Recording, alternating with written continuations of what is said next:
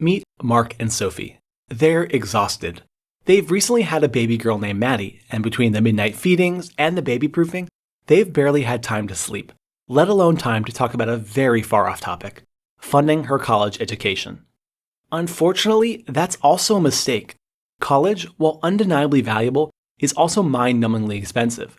1 year of state college clocks in at around $28,000, and that number will only double or triple over the next 17 years. Scary, right? Mark and Sophie are clearly overwhelmed. However, they actually don't have to be, for two reasons. One, they don't have to save for 100% of the costs ahead of time. In fact, most financial experts think a third is totally adequate. Two, they don't have to use conventional savings accounts. There actually exist two investment accounts, 529 plans and Coverdell ESAs, that make it incredibly easy to grow your tuition money tax-free. Even better, these accounts don't even seriously affect financial aid. At most, they'll only lower it by 5% of their total value. Sounds pretty great, right? So how do 529 plans and Coverdell ESAs work exactly? Well, both allow you to deposit after-tax money into an investment account and then withdraw it, tax-free, to pay for the educational expenses of a named beneficiary, like a child or grandchild. This is true even if the expenses take place outside of your state. Though, be warned, all withdrawals not used for education are subject to a 10% penalty, plus tax. So that's how 529 plans and ESAs are similar. Here's how they're different. 1. The contribution limit for an ESA is $2,000 a year, whereas for a 529 plan, it's $300,000 over the lifetime of a plan. 2. ESAs have contribution restrictions for high earners. 529 plans do not. 3. ESAs don't qualify for state tax deductions, whereas 529 plans can, depending on the state. 4. ESAs make it much harder to change beneficiaries. Plus, they force you to distribute the funds once the beneficiary turns 30.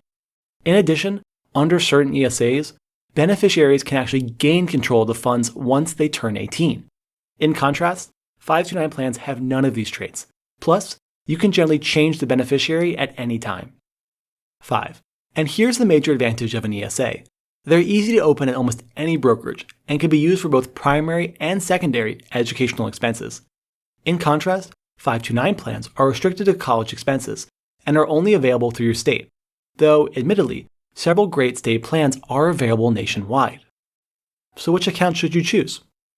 Well, despite their greater range of acceptable expenses, Coverdell ESAs are not our preferred option for college savings. They simply have too many flaws, ranging from low annual contributions to worse tax treatment. That's why, instead, we recommend opening a 529 plan, all while following these 7 rules. 1. Choose a savings 529, not a prepaid 529, as they're way less restrictive. 2.